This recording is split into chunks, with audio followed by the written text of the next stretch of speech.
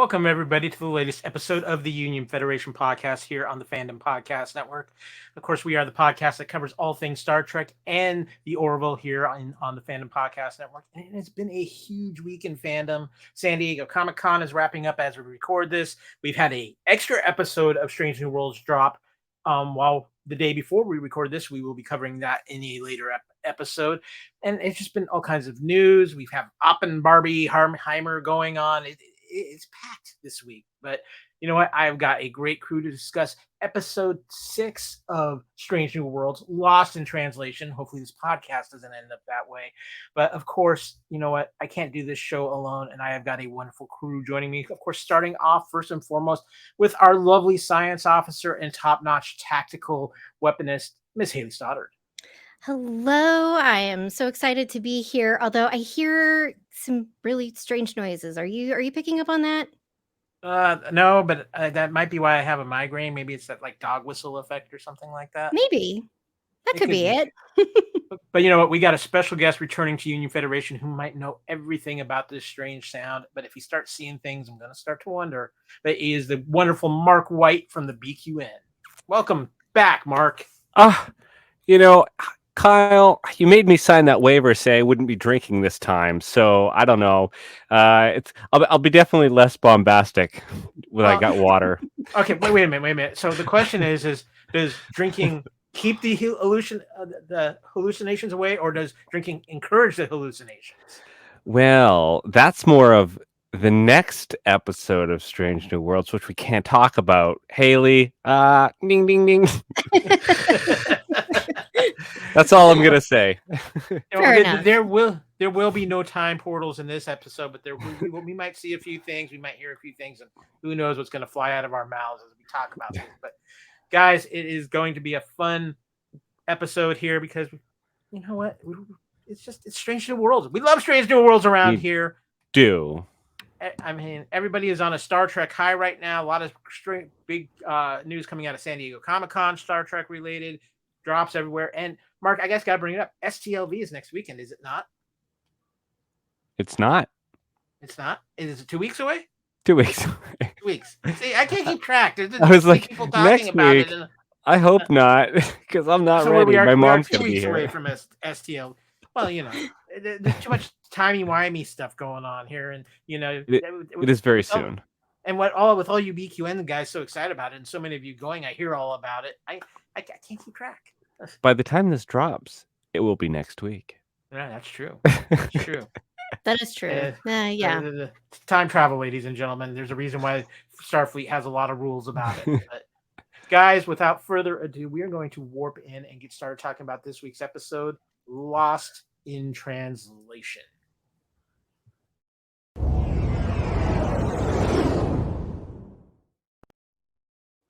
Now, of course, before we get started, ladies and gentlemen, as Will Wheaton would say, red alert, we are going to go into deep spoilers on Lost in Translation, one of this week's 2 episodes of Strange New Worlds. This is getting me all thrown off. I'm all off here. Damn you, Star Trek. Damn you, Paramount. But I'm going to call this, guys, before we get into it real quick, that this was definitely I felt like a legacy episode in that aspect. So I think we got some interesting conversations with that. Science officer. Whatever do you mean? Yeah, I have no idea what I'm talking about either. These days. But, by chance, would you happen to be able to access the Admiral's log for us? Of course. I always have the codes for those. The Enterprise joins the USS Farragut to repair a deuterium refinery. Ensign Naoto Uhura begins experiencing hallucinations of strange noises and frightening images, including the deaths of her parents and a former Enterprise engineer, Hemmer. Pelia discovers that the refinery has been sabotaged. Saul Ramon, the officer responsible for the sabotage, is taken to sickbay. He exhibits symptoms similar to Uhura's. Ramon escapes sickbay and attempts to sabotage the Enterprise. Uhura pursues him and unsuccessfully attempts to calm him down. James Kirk, visiting from the Farragut, rescues her before Ramon is blown into space by an explosion. Uhura discusses her hallucinations with Kirk, and he helps her realize that she needs to confront her grief about her parents and Hemmer rather than ignoring it. With the help of Kirk and his brother Sam, a xenoanthropologist, Uhura realizes that her hallucinations are messages from aliens who live in the deuterium and are being killed by the refinery. Ramon sabotaged the refinery to try to protect them. She reports her theory to Pike, and he orders the refinery destroyed. Okay, guys, we had a very interesting episode of Strange New Worlds this week, and I am very curious as to your first reactions on this episode. Mark, you're our guest. I'm going to have you ask you, what were your first initial reactions to this episode? I was really impressed that they were able to find yet another way to introduce an alien species we haven't seen before in a unique way. So it wasn't your typical beam down to a planet and here's a species, or there is a species that is in like floating around in a nebula even, or something like that, or a giant hand coming out of a planet. This is this is a species that was trying to communicate through, I guess, another dimension. And the way they were doing that is, I guess, psychically imprinting on Uhura and trying to project their emotions onto her, and therefore she was hallucinating. So that introduction, we didn't quite know what was going on with her. And then the twist was that it was an alien species. And then I really was impressed by Pike listening to her and just destroying the refinery, because that was supposed to be a big deal. He was there and promoted to fleet captain in order to oversee the installation of this thing. And for that to just be destroyed at the end of the episode, I was like, well, it just shows how much he trusts his crew, the people that work under him. So, cheers to Pike. Always cheers to Pike. Hayley, what about you? What were your first impressions of this week's episode? Well, let's call it what it is. It was sabotage, as Kirk would say. Anyway, first impressions, I was like, what is going on? I was very intrigued, and I liked the notion of what was happening to Uhura and Ramon didn't come until almost the end of the episode. And it was wonderful, because I think so many television shows, they rush what is the driving point of the storyline too soon in an episode, and they don't leave you wondering, and they don't leave that mystery, which is one of my favorite genres. I love mystery books and shows and things like that, and so I really appreciated that. And then I do like that the crew tends to rally around each other and say, hey, something's up. You need to get some sleep. Maybe it's sleep, and trying to rule out different things. I can very much appreciate that right now, currently in my own life, personally. Let's rule this out. Let's rule this out to get to the bottom of what's going on. And also, I'm going to say it. Can all the episodes end with music, with some jazz music coming from that super ultra 70s like bar lounge thing? Because I'm down for that. Yeah, no, there's a lot of things I really liked about this episode. They played up on some great legacy, obviously some legacy things within this episode. I like some of the concepts they came up with this episode. I like the fact that it wasn't everybody on the Enterprise or the Farragut getting affected by these aliens. It was only this Uhura and this other certain person, maybe something just in their brain chemistry or because of how their brains worked that allowed for that. I got to give a quick shout out to our good friend Johnny K. Anytime I hear the Farragut mentioned, it reminds me of his amazing fan project Farragut Forward. So I'm loving when the Farragut gets a little hype on the actual shows, because it gets that many more people interested in what he's doing, which is an absolutely amazing fan film project that we have covered here on the Union Federation as well. And he's still working on that, and it looks phenomenal. So I just got to give Johnny K and those guys over there a quick shout out.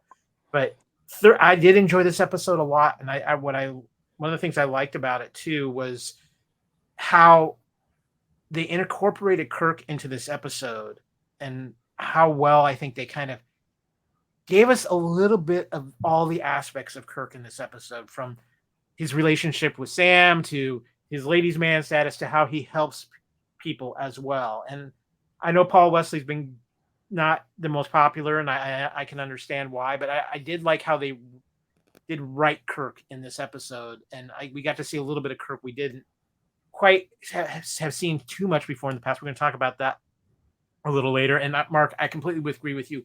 I love the aspect of Pike completely just trusting Uhura's judgment, and it just shows how much why he's such a good captain, because he check that why he's such a good fleet captain. Because he trusts the people around him and has their backs. And I loved how he says, if any backlash comes back, it's on me. It's not on you. This is ultimately my decision. And to protect Uhura like that, Mark. One of the things that I love about this show, and this is one of the episodes that really brings this to the forefront, is that sort of elevation of the TOS characters to make them more fleshed out. Nichelle Nichols sadly didn't have a lot to work with besides hailing frequencies open captain, and so this is a great way to do some justice for the character. And having her backstory be, you see the tragic backstory aspect, and it forces her to deal with it. And I think that's something we can all relate to. Like, I can relate to in my life when there's something that's really difficult for me to get over. I can't just pack it up in a box and put it in the closet and not look at it. I have to really look at it, face it, deal with it head on in order to then move past, right? And so that's a really good lesson. And it shows that if you watch this show and then you go into TOS, you're like, oh, wow, like she has grown so much. She's changed so much. She's looser. She's freer, having a little bit more fun. And we're going to see that growth through Strange New Worlds. And it's only going to make her character and Nichelle Nichols' performance that much more rich. I completely agree with you, and that's actually a good transition, because I am going to hit the transporter up and get us into our first away mission.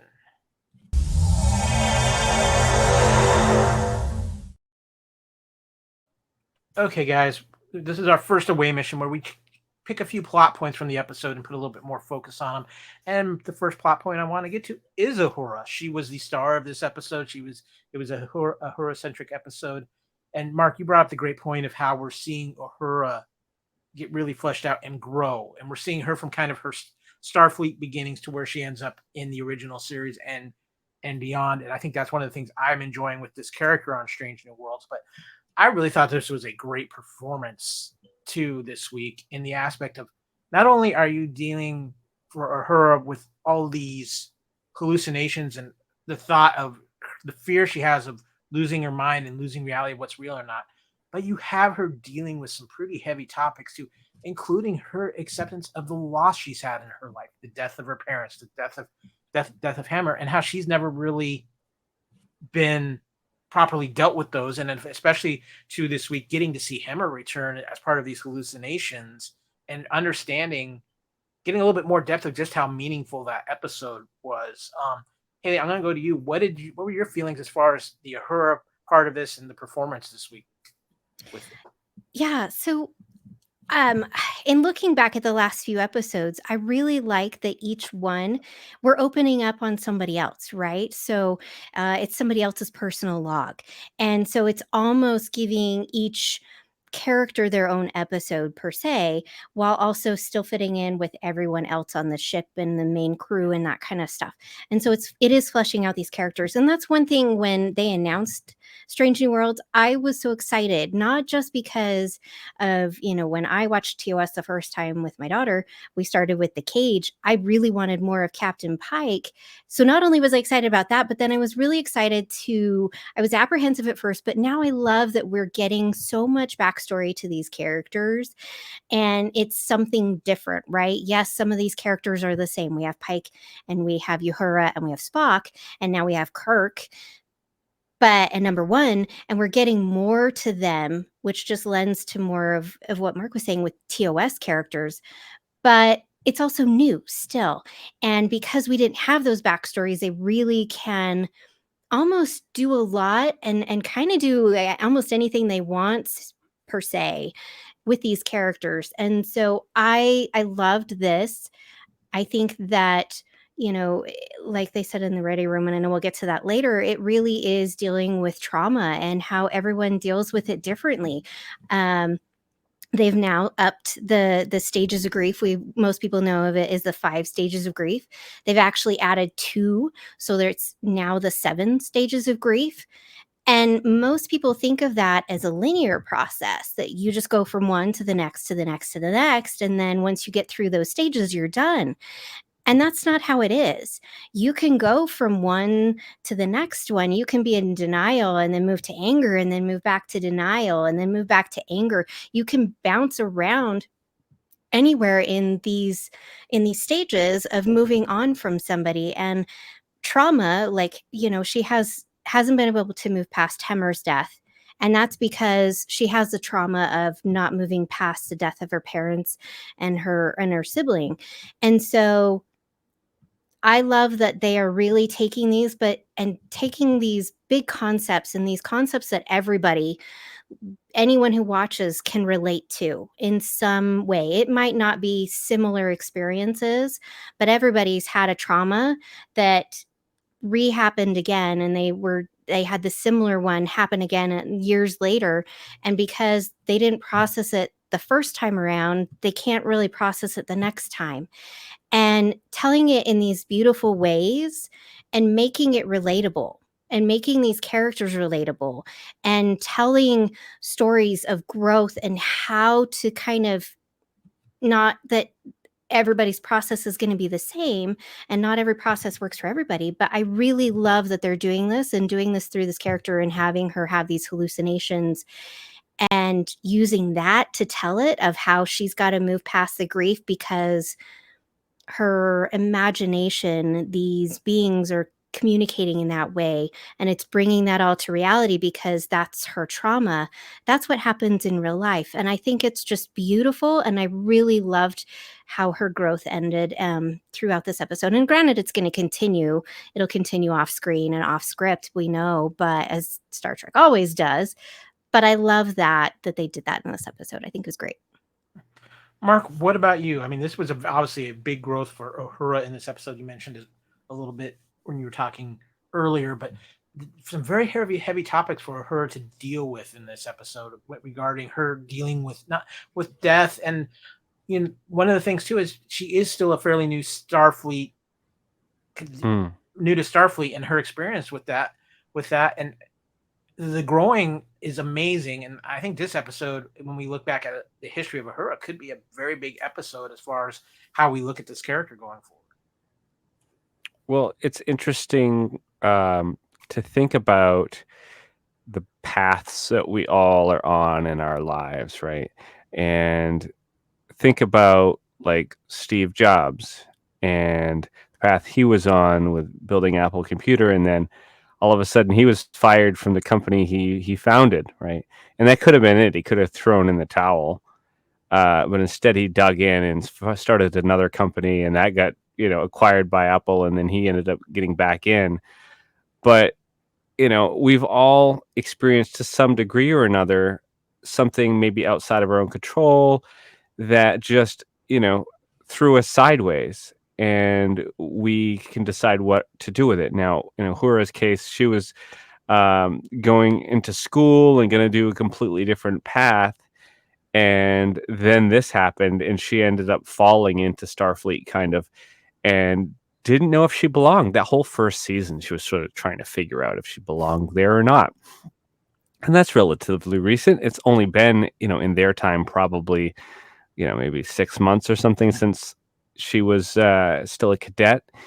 And, now she's starting to walk this other path.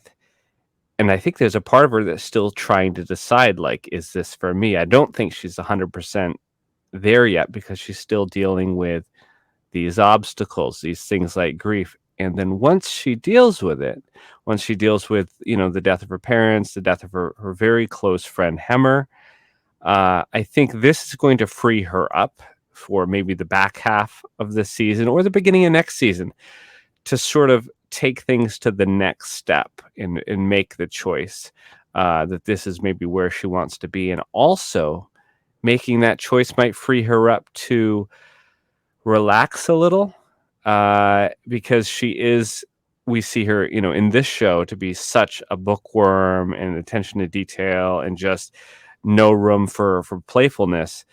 And if we know from TOS, Uhura can be very playful and nonchalant and fun and, always invited to the parties. And she knows how to play the little Vulcan lute thing too. So I think we're going to start seeing more of that Uhura, maybe towards the end of the season is my prediction, or the beginning of the next. So fingers crossed. Now, Hayley, I would be remiss, since you are our engineer lover, we did get to see a little bit of Hemmer return this week via flashbacks and hallucinations. Were you glad to see the return of Hemmer this week? Because it never did feel like in season 1 we got enough of Hemmer. I'm going to say it right now. Well, I mean, to be fair, the first seasons have never really been kind to the engineers. Let's be honest. You see them here and there, but unless, the warp core breach is going to happen or something, it's just not a thing until, later on, which I don't know if we'll talk about it, but Pelia, we did get quite a bit of her in this episode. But yeah, it was nice to see Hemmer. Although at first, when she goes in that turbo lift, I was like, yeah, okay, all right, okay, that's fine.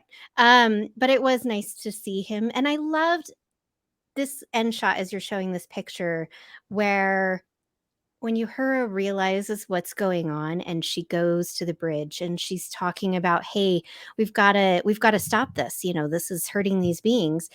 I like the transition where at first she's seeing Hemmer as dead Hemmer, and he transitions into this Hemmer as he was.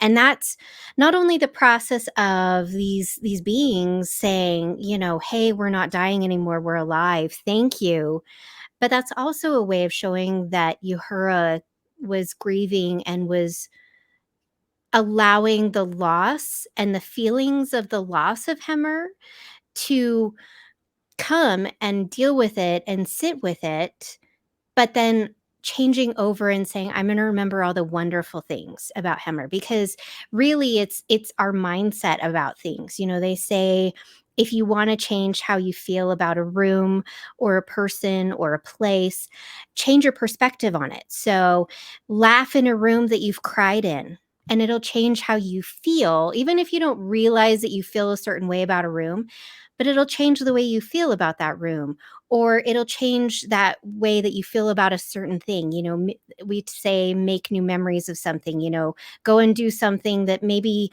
you had loss from and you did with a certain person that you've lost in your life. Make new memories by doing that thing again and making happy memories about it. And those overpower the negative ones. So then your memories of the person that you've lost, those happy memories, those good times can step in, and you might still have the feelings and the emotions of the negative, of their loss, of their death.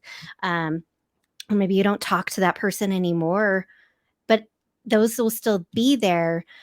But because you remember all the positives and all the good times and all the wonderful times that you've had with them, that tends to overpower that singular moment of the loss. And so I really thought that was such a beautiful transition.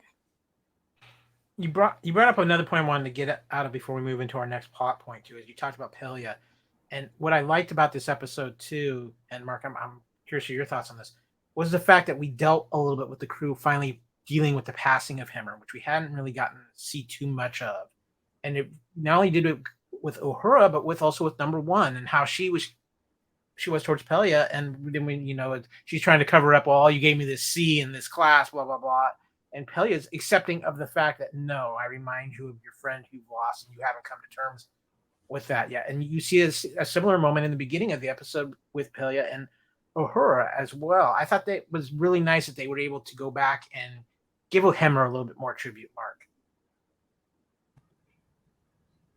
Well, I had heard, so I think we all did, the spoilers at the beginning before the season started, that I was floating around the internet that he was going to be back. So I've sort of been waiting each episode to see how he'd be back. I actually was wondering if it would be a new character, but it's actually better this way. I like that we got a little bit closure for Uhura with his character, and it was terrifying again to see him as a zombie. I agree with Hayley. It was like, oh my god, this is how you're bringing him back. And if that would have been all that it was, that would have been really too bad. But because we got that at the end piece where the entity is showing gratitude, the entity is showing that they're going to be able to continue to live on, and they showed her that through this friend that has passed, and just him standing there nodding like you did the right thing, you're doing good, and then sort of fading. It was beautiful and touching. I loved it. If you see that without having a tear come to your eye, to even have a soul, that's all. I think in that moment too, the alien entity helped heal Uhura too, without even necessarily realizing it. But I think they did because they knew to focus on Hemmer because that was such a strong emotion for her, and I think that's why they sensed it. And that's why she was seeing him so much. But I think seeing him at peace and seeing her being able to see him whole and smiling was able to help Uhura get some closure as well. Hayley, you wanted to add something to this? Yeah, actually, this is, and I don't know if we were going to talk about it. Just because we're talking about the Uhura piece and this communication with this species, it's kind of reminding me, and I am really bad with episode titles, so I'm really sorry, listeners.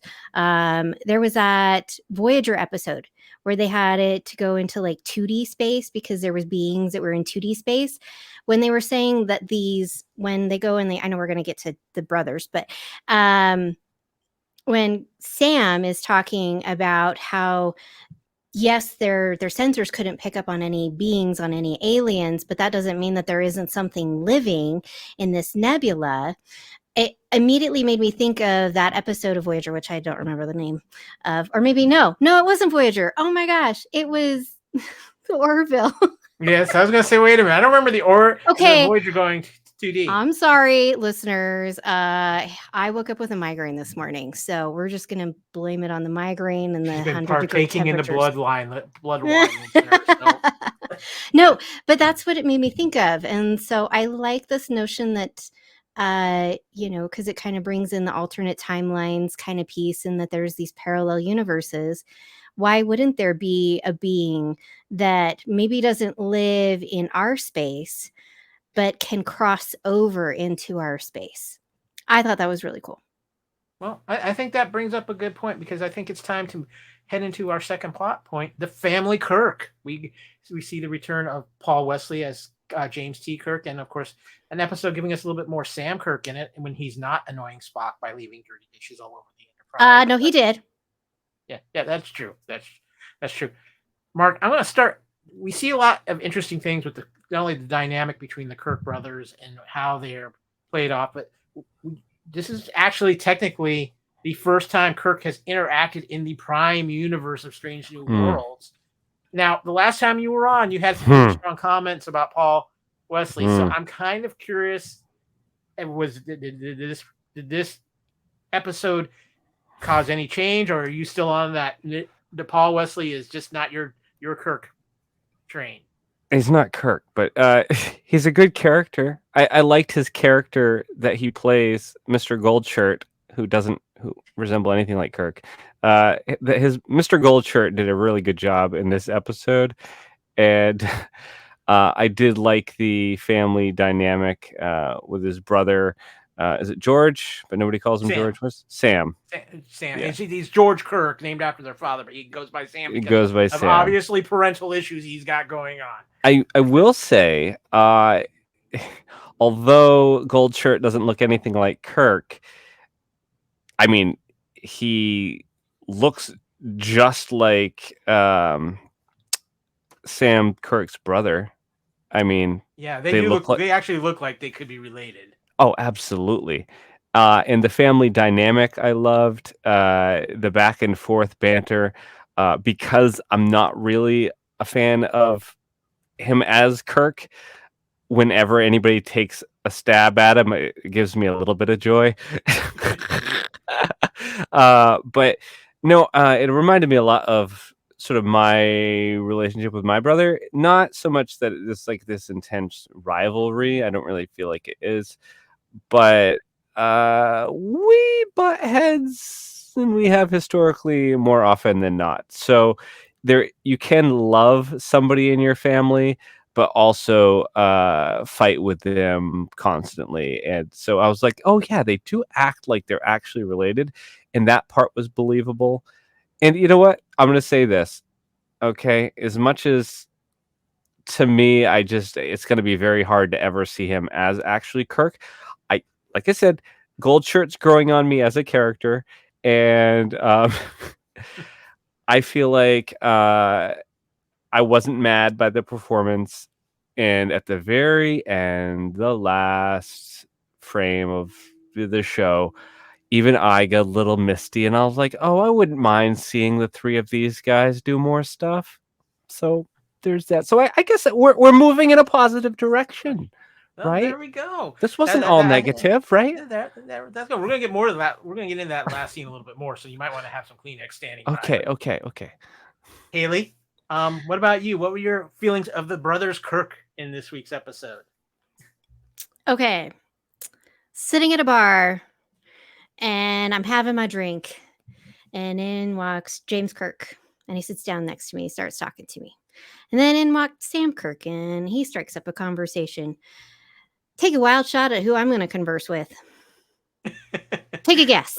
I'm thinking Sam. Yeah, I'm thinking Sam. Yeah. You would be correct. Granted, I want him to either grow like more of a beard, scruffy, not super beardy, or get rid of the mustache, because I'm not a fan of that at all. The mustache is canon.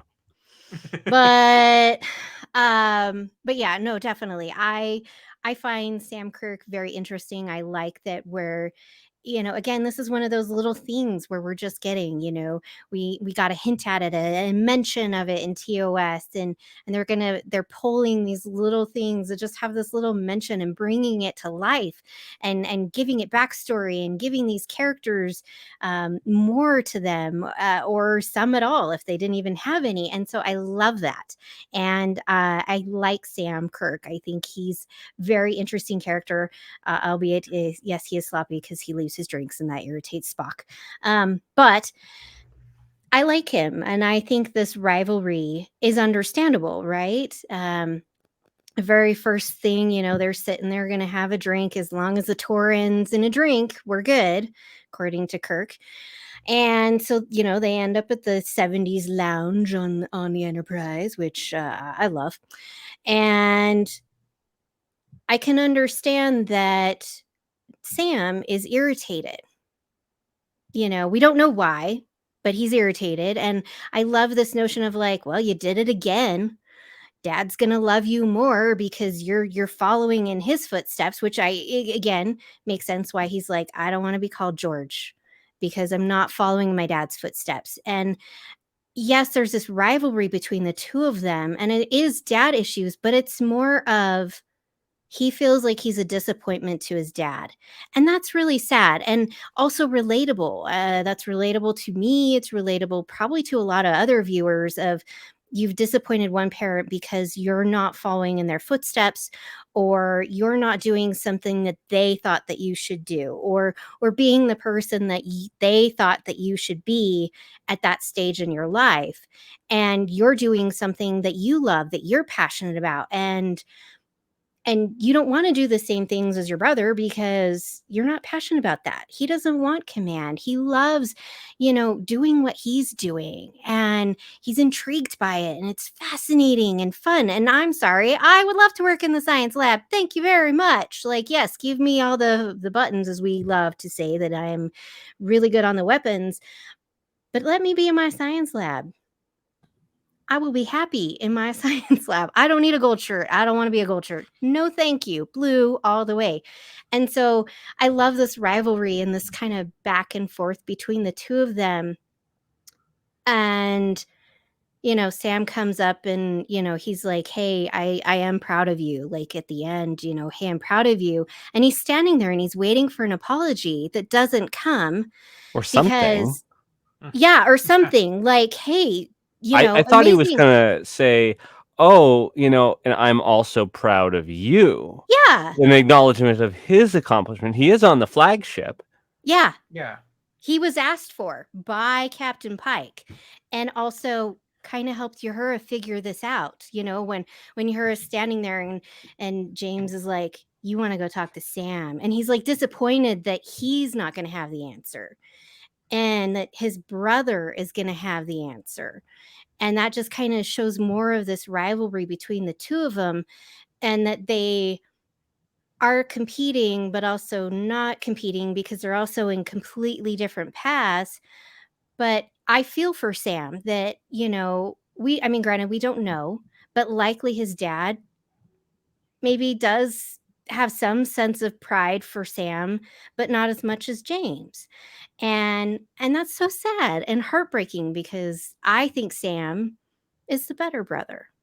I will say, the actor who's doing Kirk, I think in this episode kind of showed a good balance of that caring side that we get with Kirk.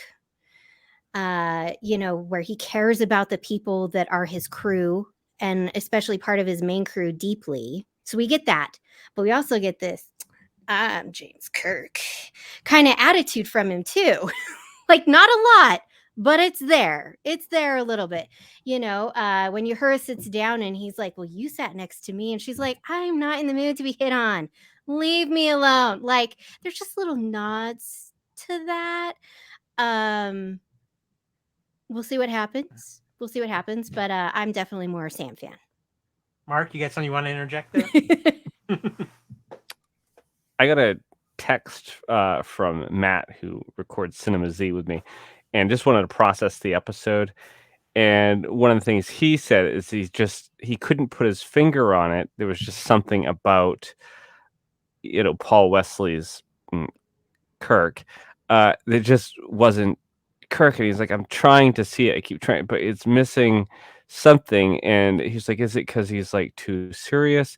And I told him, it's like, no, that has nothing to do with it. Because if you watch the, TOS, he's serious a lot, actually, a lot more than I guess the memories of the character are. But what he is missing, and this is what I wanted to bring up here, is he is missing the swagger. Just the sort of playful, swashbuckling swagger that it has been in every iteration of Kirk. And, we're talking TOS Kirk, we're talking movies Kirk for sure. We're talking the reboot movies for sure. Like they all have this sort of, I don't know, like this swagger, this just cool. They exude this coolness. And Paul Wesley just exudes, he's kind of a dick. There's just no swagger. There's no like lovable rogue. It's just bleh. I don't know. He's come into it yet though. Yeah. Because they don't need to develop that. I don't want to see them develop that. Well, I just want to see the character have that thing, because that's the key thing that makes the character have the thing. Yeah. It's the key thing. Let me interject something here, because I agree. You hit my point exactly, Mark. Is that Wesley as an actor doesn't have that swagger and that charisma like a William Shatner had, or even a Chris Pine had, that he's giving to James T. Kirk. And Hayley, as much as you say he hasn't come into that yet, they've kind of established that was an actual characteristic of Kirk from the beginning, especially if you go with the reboot. Pine had that even before he went into Starfleet. He had that swagger in the academy. Childhood. Childhood. It's stealing the car. It's a natural thing. No, go ahead. It's a natural. I think it's more of a natural thing with Kirk. And I think Paul Wesley is a good actor. There is something about him that doesn't just seem to have that just natural charisma that Kirk needs to have. Now, I do think he nailed it as far as showing the caring for his crew, being an officer and being able to go into that mode to help Uhura and things like that. But yeah, it just kind of felt like he was. You got the arrogance, but you didn't get the swagger that kind of masked the arrogance to where it was like, okay, yeah, this is Kirk just being cool. Whereas I want to flip this real quick with the dynamic with Sam is that you want to have empathy for Sam, but Sam's a little bit of a dick himself in certain ways. I mean, the man steals the last bite of the cookie. Come on. But I'd still rather see Sam's OnlyFans than Jim's. Oh, there you go. But he's definitely the cuter of the two in this iteration. Yeah. But Hayley, I'm going to let you. What you had at a point you wanted to bring in? Yeah. Well, okay. Let's think about this. Shatner had a long time to develop Kirk. He also, I think he brought a lot of himself, even when he first started playing. Pine, he had the immediate swagger because it was a completely different. His dad was dead. He didn't know his dad. And, he was competing against a dead parent, and he was going to do better than, his parent. And so my only reason besides that I say that I don't think he's kind of come into that part of himself yet, and could, depending on how much more we get of him, is if we look at Ethan Peck's Spock, and if we look at Pike in Discovery, they were still trying to figure out how they were playing those characters and how they were going to make those characters be the characters that we know and love, while also being slightly different. I wasn't crazy about it at first when they said, "Oh, we're going to have Spock." And I was like, "Oh no, not again. Okay, I'll give it a shot." And I wasn't crazy about it at first, but now I like it. And I think that's because Ethan Peck has been able to delve more into it. And Anson Mount has been able to delve more into and develop more because we get to see him more. Okay, wait. Now, I think this Anson Mount came in on fire as Pike right from the get-go. Come on now. Well, I mean, he had one. He didn't have to say a word. He didn't. He walked onto the screen, and I was like, "Oh, that's Captain Pike. Hey, look, it's Pike." And he didn't even open his mouth yet. So, I mean, But also, if we look at couple episodes ago when La'an gets sent back in time, I don't know. Kirk was pretty swaggery then. Did you not think at that episode that he had more swagger? But I think he was in this episode. He was, I just got promoted. I'm training my person who's going to take my spot. I've got to show up, and I've got to be the person that I'm going to be because I'm on this trajectory to make it to captain as the youngest captain in Starfleet.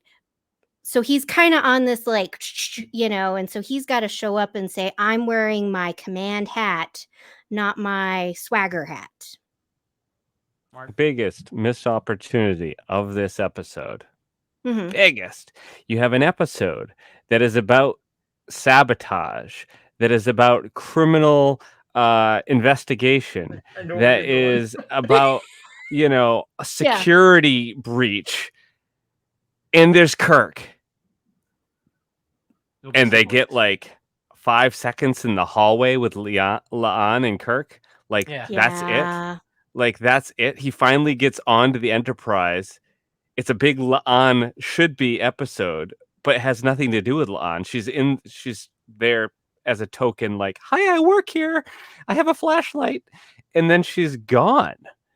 When all roads point to this being a La'an episode, and they made it about Uhura. So I don't know. It was very confusing because they had just set up the fact that La'an wants to meet Kirk. She had the FaceTime with him a couple episodes ago. He's finally on the ship. They even mentioned the drink. And then at the end of the episode, as they're panning back, I thought they were going to show her walking to the table to bring him a drink or hang out. Nope. Just it's over. So big missed opportunity. That's all. I'm done. Yeah. They also Okay. missed Kirk, throwing his whole body sideways at somebody or saying sabotage. We could have a little Beastie Boys in this episode too. That wouldn't have been a bad thing. But you know what, Mark, you brought it up. Let's get to our final point in this away mission. This right here, this moment of the past, yet setting the future for in special Federation. movies. They call that the money shot. Yeah. Oh, and without a doubt, this not only this shot, but the shot of Spock and Kirk shaking hands, and you see that, and it kind of then Uhura becomes into focus in that. Just what a moment for Star Trek fans. I mean, obviously, you wish it would have been a young William Shatner or something I know but just to have that moment and to see the first time the three of them are ever together in Star Trek history. I've talked to a lot of people outside of it, and they said, no matter what my feelings are for Paul Wesley as Kirk, this was a magic moment, and really, like you said, Mark, it hit a lot of emotions especially for a lot of diehard Star Trek fans out there. So Mark, I want you to expand on what you said earlier, because you had some really nice words about this moment. Yeah, I agree with you.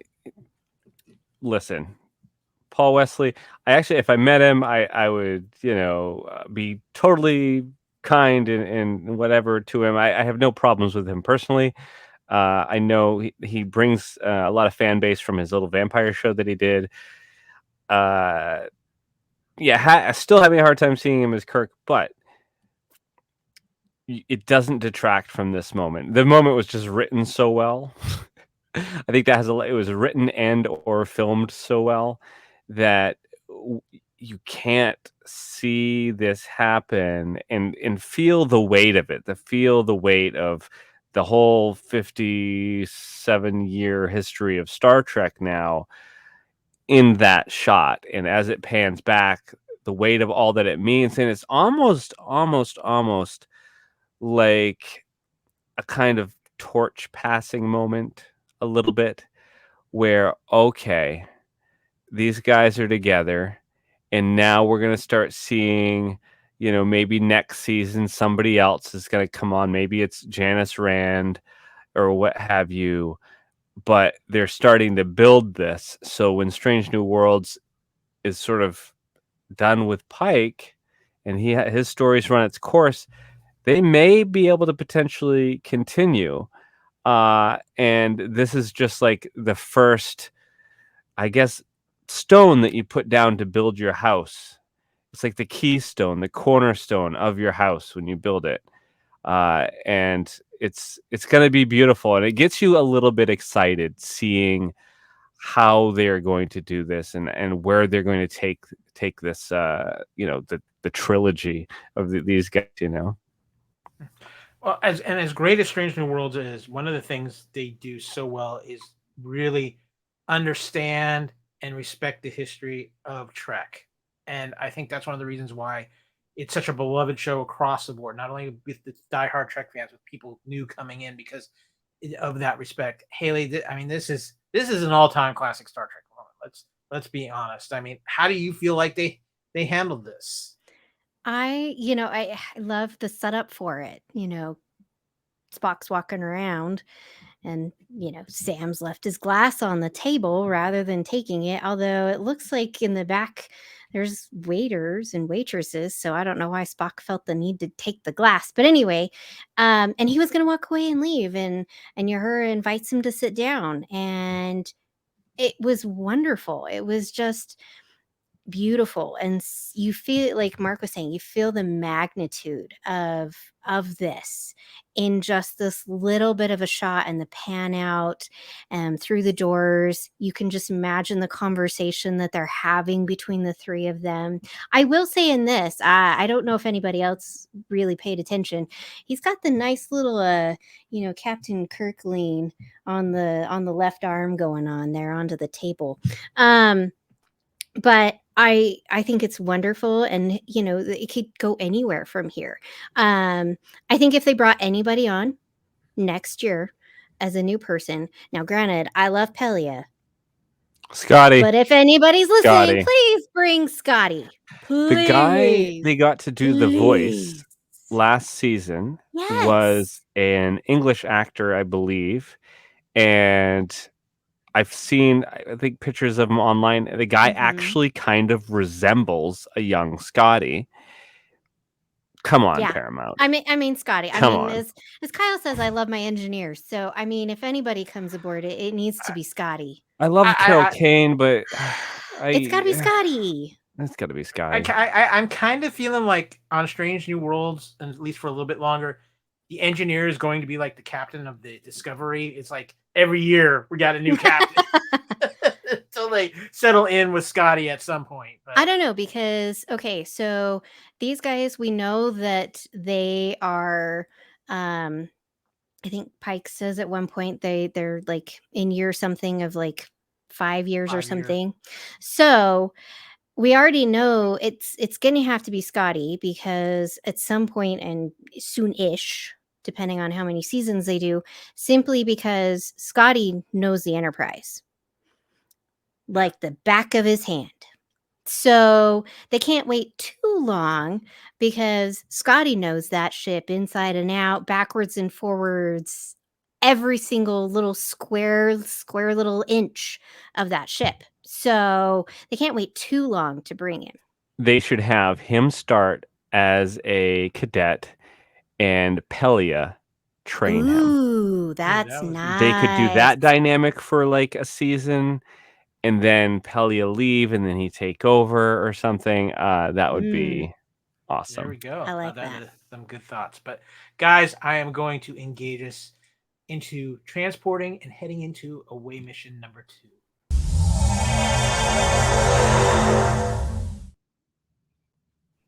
It is time for a little Star Trek trivia and Easter eggs. And I've got a couple from this episode that I think are pretty interesting here.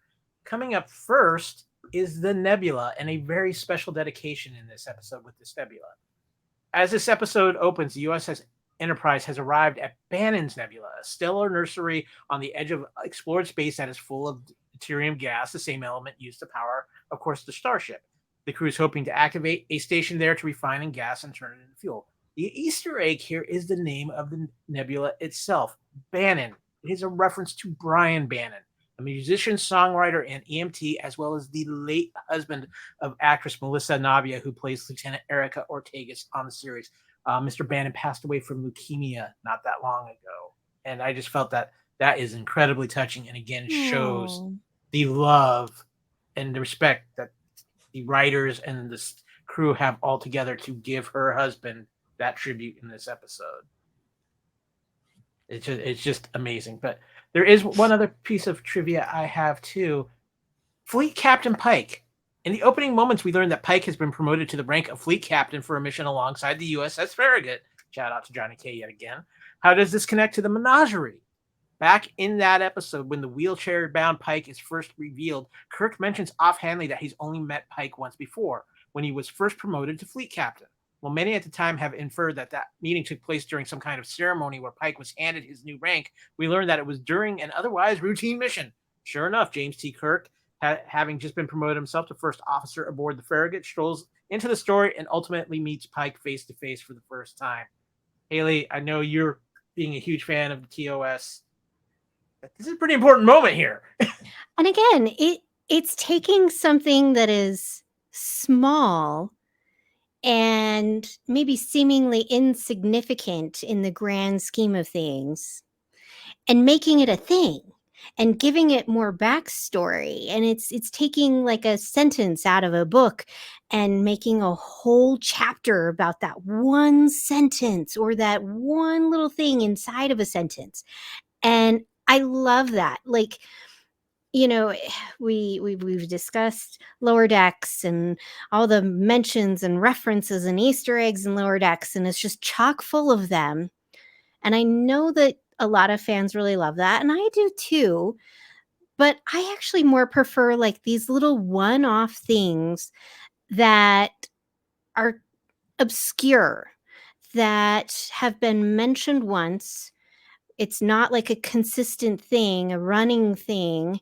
And and they've pulled it out of the ether and out of history and have tossed it in and given it more depth.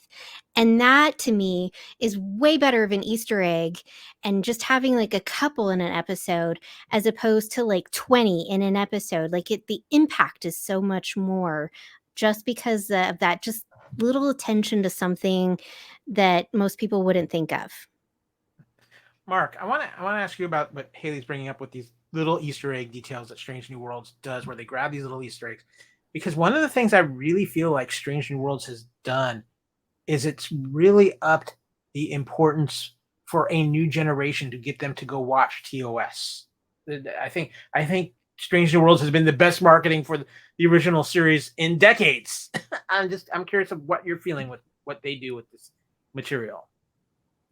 So my advice for people that are getting into it now, and this is advice I have to give myself because I didn't watch TOS until streaming. So most of my life I wasn't exposed to it. It wasn't on like TNG was on like in the 90s. I don't know. It was on, but not where I could see it. I don't know. So I wasn't exposed to it in that way until later in life.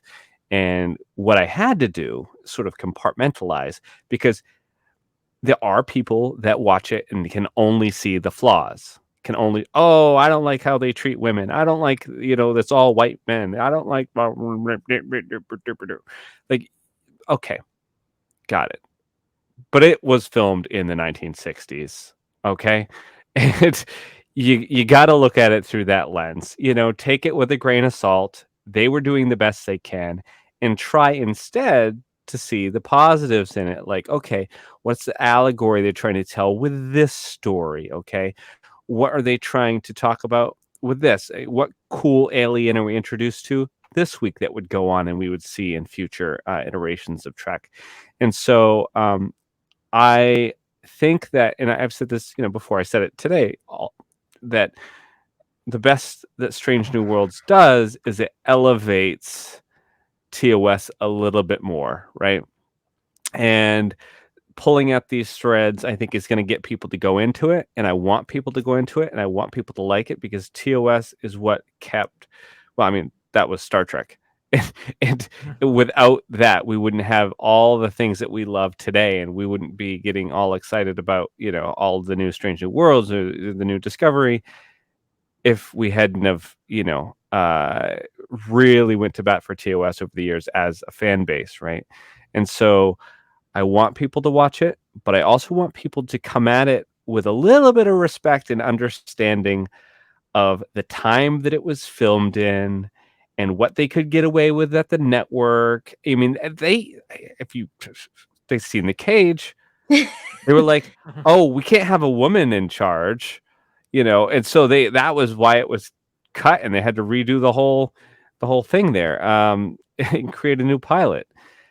So we got to understand the time that it came in and try to look at it with positive intent and with positive eyes, and not just focus, because it's really easy to do. It's low hanging fruit. It's like shooting ducks in a barrel if you want to find flaws with it. So I think it's important to watch, especially to understand where we went in the future. But when you do that, have a little grace. Mm-hmm. This is why I'm glad I grew up watching Adam West play Batman, because going back and watching TOS, I didn't sit there and be like, oh my gosh, these sets and this, the special effects, because I think that is a lot of it too when fans go back and watch. I mean, you can even go back and watch TNG and you're like, oh boy, like the makeup and the aging effects was not that great early on, because you're looking at it in a lens of 2023 and what we have in technology now. So I think anyone who goes back and they've never watched the original series, don't nitpick at it for what the visual effects are.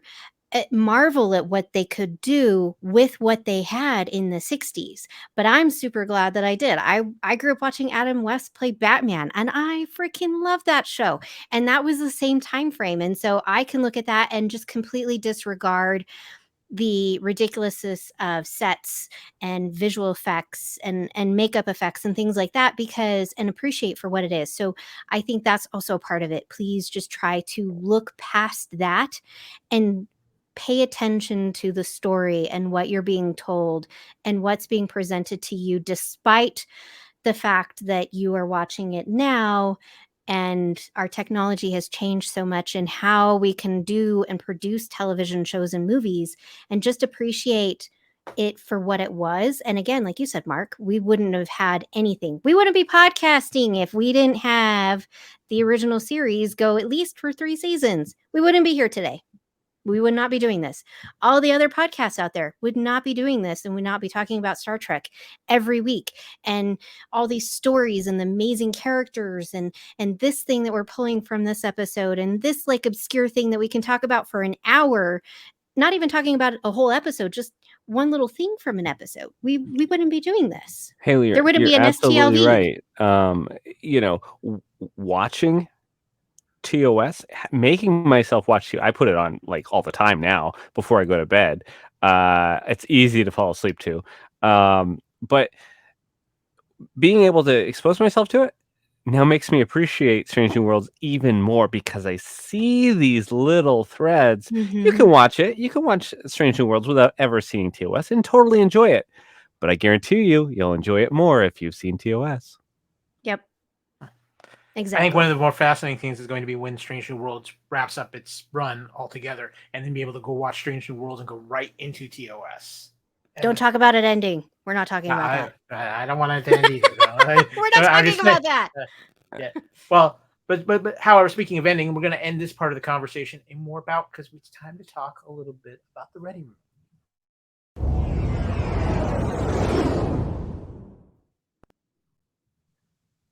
It was a busy episode of the Ready Room this week, guys. Not only did Will Wheaton have one interview, he actually had two, because both Celia Rose Gooding and Carol Kane joined Will Wheaton for a pair of interviews to celebrate the ups and downs of life. Plus, we got an inside look at the relationship of the Kirk brothers and go on exploring some of the more wildest visions, dreams, and hallucinations of Star Trek as well. It was a fun episode of the Ready Room, because it was a couple of very interesting and contrasting interviews, as well as some of the information he brought out. So I'm just going to let you guys kind of pick, because believe it or not, I think we've all watched the Ready Room, which, seems like for this podcast, usually there's always somebody who's missed it. So I'm proud of it. We were joined by two amazing actresses for this episode of the Ready Room. But guys, what were some of your highlights of the Ready Room? And I'm going to start with you on this.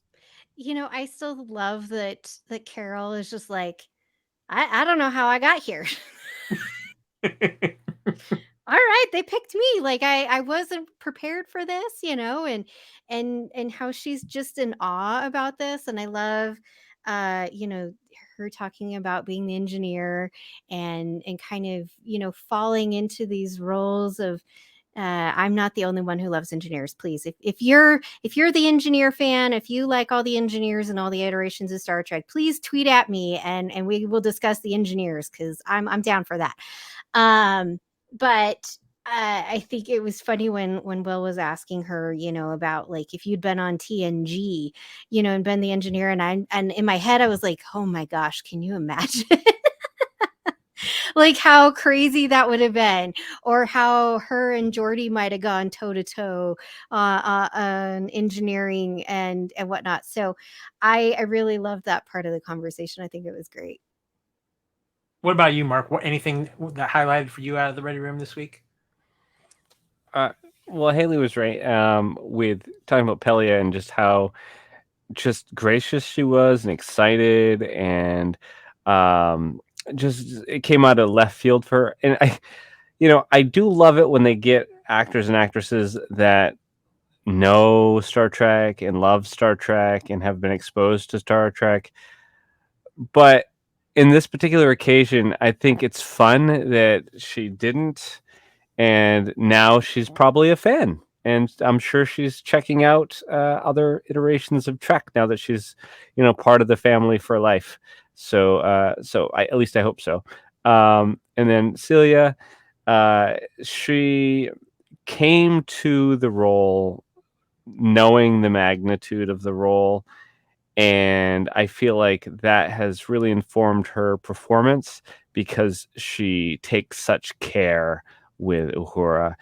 And you can just see it whenever she talks about it, how much she cares about the role and it means to her, and how she knows that this is going to be a part of her life for the rest of her life, because people are going to see her. This is going to be their first iteration of Trek that they might see, and so she'll be their Uhura, and what that means. And I love that they both seem like they're very grateful.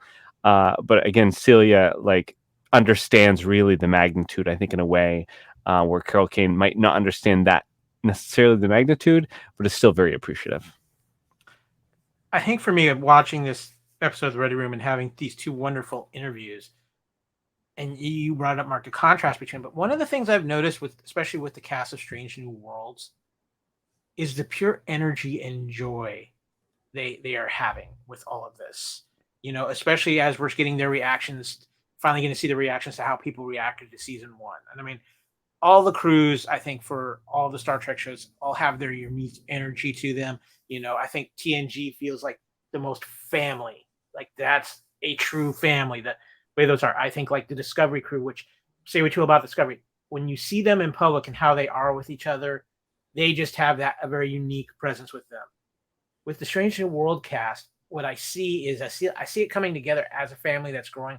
But what I see is people who are genuinely excited to be doing this particular time in Star Trek, and the energy they bring to it.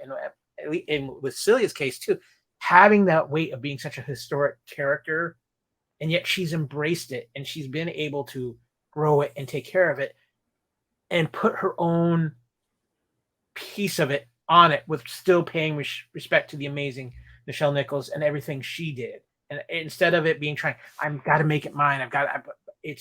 I'm trying to compliment this character, because this character is for everybody. And I'm just building, instead of trying to take ownership, she's just building on it. And I think that's what's so amazing with it. And I think that's even what you see with the more of the legacy characters that we're more familiar with. Rebecca Romijn with number 1. Obviously Anson Mount with Captain Pike as well. They maybe didn't have as much to build upon like Celia did with Uhura, but still just an amazing job. And then with Carol Kane, I mean, obviously she's a legend, and it's that square peg and round hole, but it's working with her on Star Trek.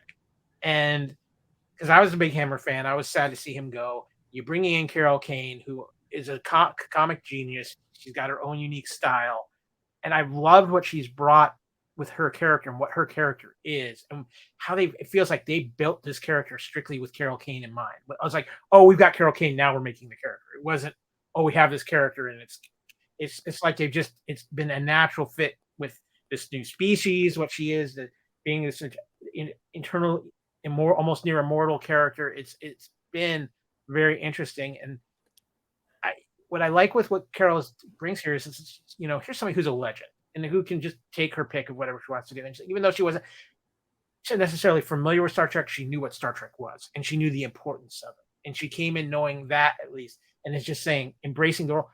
And what I found so interesting, when she talks in this interview, she keeps referring herself to Pelia as herself.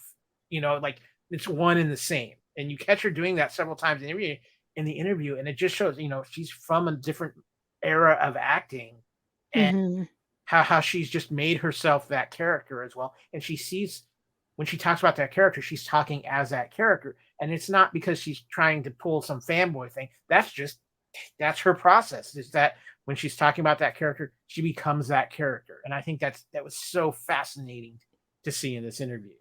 Can you imagine if she had been on last season with the episode where the ship turns into the book that Dr. Mabenko is reading? Oh, no.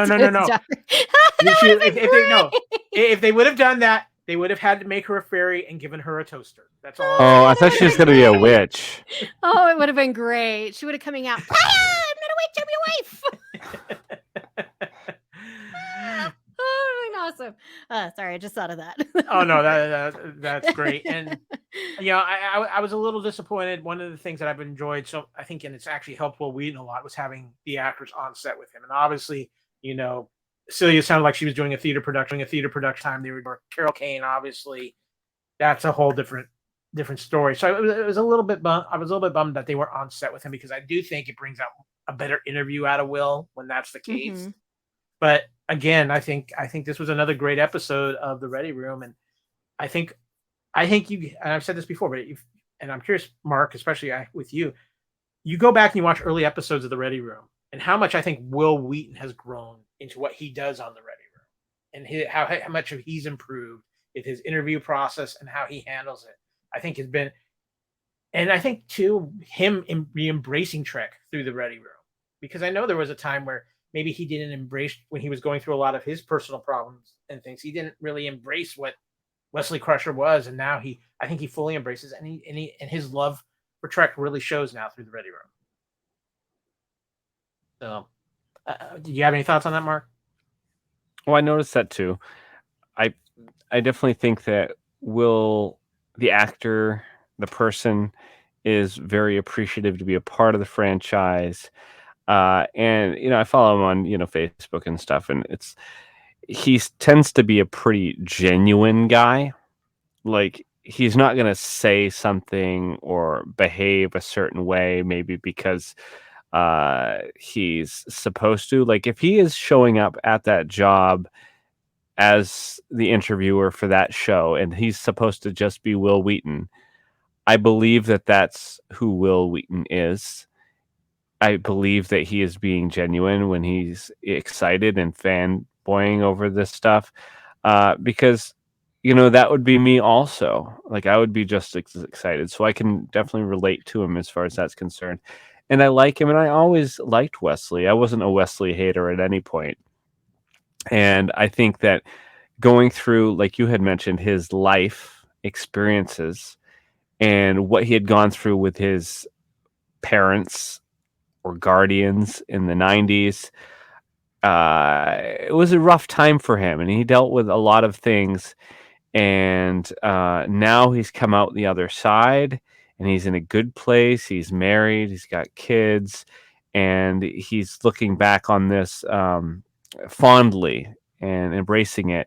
And he had said about his LGBT fans and stuff in the 90s, he was a little bit kind of weirded out by it, and he admits that.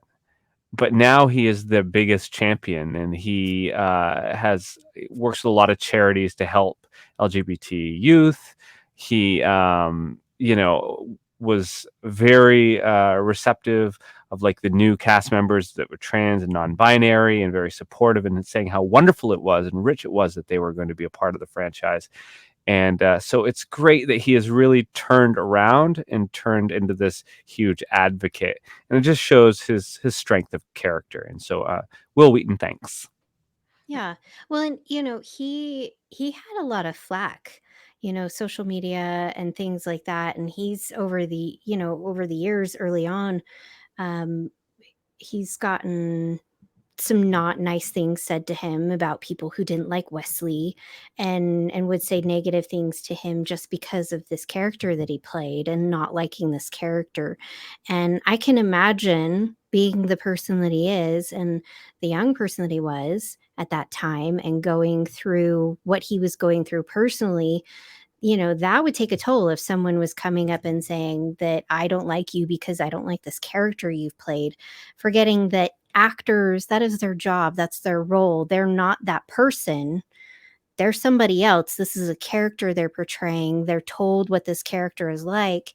But I can only imagine the impact that had on him. And I know, I remember he talked about it. I think we were at FanX and he was there, and him and Gates had a panel, and he kind of, talked about that a little bit, of how that was kind of difficult for him to, receive all this hate because of this character, because people didn't like it. And like you, Mark, I was always a Wesley fan. I have never not liked Wesley.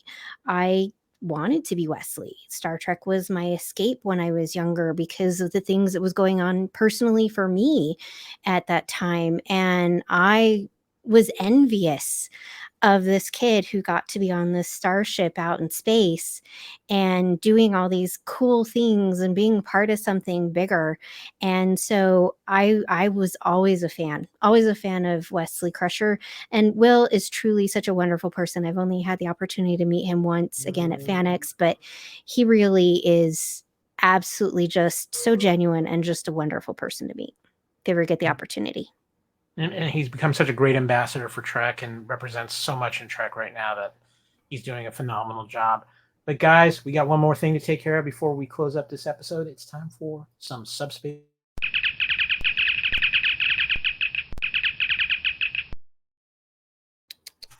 Okay, as we close up this episode of the Union Federation, first of all, thank you to my amazing crew this week. Mark, thank you for joining us. We have enjoyed having you on for Strange New Worlds. It's been a blast having you these episodes that you've joined us. So thank you. Thank you. I promise I won't be sober next time. I'm holding you to that. Hayley, as always, it's such a joy to have you on, and we've got some very interesting things coming up for Strange New World. It's been an interesting week, like I said at the top of the show. We had an episode drop Saturday night, the crossover episode with Lower Decks. We will be talking about that, and I know that coming up in episode 8, which is dropping this Thursday, so it's like a condensed week of Strange New Worlds. I don't know. Is there too much Strange New Worlds? I don't think so, but it's going to be the musical episode of Strange New Worlds, so things are about to get interesting. Of course, too, just a little bit of a side note on a couple of things. Lower Decks, the new season will be releasing and starting on September 7th. Thank you, San Diego Comic-Con. And for those of you who are Star Trek Prodigy fans who are looking for a place to watch the entire run, the second half of Star Trek Prodigy has dropped on some digital platforms for purchase, including iTunes and Amazon. So if you missed it before and didn't get to watch it all before it was pulled off of Paramount Plus, you can go there and get I think you can buy the whole season of Prodigy for $20. And I know it is coming out on Blu-ray as well. So a lot of interesting things going on there. And of course, too, there's some great places to find this podcast, which is the Union Federation. And, so thank you guys so much for watching and listening. Of course, can listen firstly on the BQN Network, which, Mark, there's a lot of stuff happening at the BQN. You guys, every time I turn around, you're dropping trivia shows, you're dropping history shows, you're dropping movie reviews, plus all the Trek content. And I know you have your new show on BQN as well. Yeah, so started this past a little over a month ago. Started Cinema Z, and it is a film discussion and review podcast. And I want to encourage anybody listening to check it out. Now, please remember, you don't actually have to have seen these movies or watch these movies. The discussions are hilarious. We don't do scene by scenes and stuff like you hear a lot of other podcasts. The concept of this podcast is though there's a theater and it's showing all like obscure odd movies, and you got 3 friends that go in, watch it. We come out, we go sit at a local bar, we hang out, have some cocktails, discuss the film, laugh a lot. We replay some scenes, like doing like really bad acting. And so you can get a lot of enjoyment out of it, even if you don't know anything about the films. And so I think if it's keeping you away, like, oh, well, I haven't seen that one, it doesn't matter. You can just listen to the podcast. You'll enjoy our discussion. I guarantee it. Well, of course, too, you can find the BQN Network on all your major podcast catchers.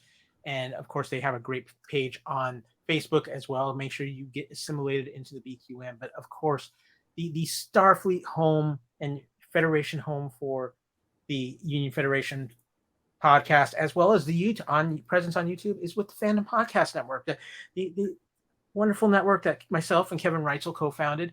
Of course, you can find, if you're watching us on video, then hopefully you're watching us on our YouTube channel, Fandom Podcast Network. Make sure you give us a like, a subscribe, and a share. And of course, too, you can listen to the audio version of this show on any of our feeds as well, including our master feed at fpnet.podbean.com or any of your major podcast catchers out there as well. You also find this episode, of course, on the BQN feed. And of course, visit the Fandom Podcast Network Facebook page for everything in fandom. And if you want to stick to just to Star Trek and the Orville, we have a great Facebook group for the Union Federation as well, where we keep you all happening update on all the happenings of Star Trek, which a lot of news coming out of San Diego Comic-Con, and hopefully still some Orville news. Writer strike, actor strike, kind of changing that whole plan right now. But you know what? We're still going to find a way to bring the fandom to you here at the Fandom Podcast Network and here on the Union Federation Podcast. Of course, I am Kyle. You can find me on Twitter at AKyleW. You can find me on Instagram and Threads at AKyleFandom. Of course, you can find me at Kyle Wagner on Facebook. And, you can always find me hanging around the Fandom Podcast Network Facebook page and on the Union Federation Network page as well. Hayley, where can people find you on social media? You can find me on Twitter. I'm at Trekkie01D. And you can also find me on Instagram at Trekkie01D. Please send me a message if you want to friend me on there, though. Otherwise, it's not going to happen.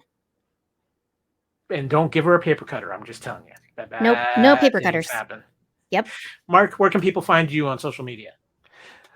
I am on Blue Sky Social at MW207. Okay, so you can find me there. I'm still on Twitter at MarkWhite207, and I'm in the BQN Collective Facebook page. Right, that's the thing, and I share a lot of different stuff there. So find me in one of the places, and let's talk because this is fun. And of course, too, you can find Kevin Reitzel on social media at Twitter and Instagram and Threads at Spartan_Phoenix. And you can find Amy Nelson on Twitter at Miss Amy Nelson. And of course, being the queen on the BQN everywhere. It's just her mission to is absorb and assimilate all podcasters in the world, isn't it? She was on Cinema Z too. She's done all of them. Wait. I'm a little behind on my podcast. I've been a lot of stuff. What movie did she do for Cinema Z? Because I got it. So we did the movie Shop Girl, and the discussion is hilarious. So we gotta check that out. She's doing international federation work right now, anyway. So I've seen the pictures. She's being a good ambassador, and I know she's very excited for Star Trek Las Vegas in 2 weeks. 2 weeks. 2 weeks. But guys, thank you all for listening. We will get our schedule figured out to cover all of the craziness that is happening with Strange New Worlds, with new surprise episodes dropping, musical episodes dropping. Don't ask me to sing. I wouldn't do that to you wonderful listeners out there. I don't want to go to jail for a cruel and unusual punishment, but maybe we can get a tune out of Kevin. Who knows? But until next time, ladies and gentlemen, Halen frequencies are now closed.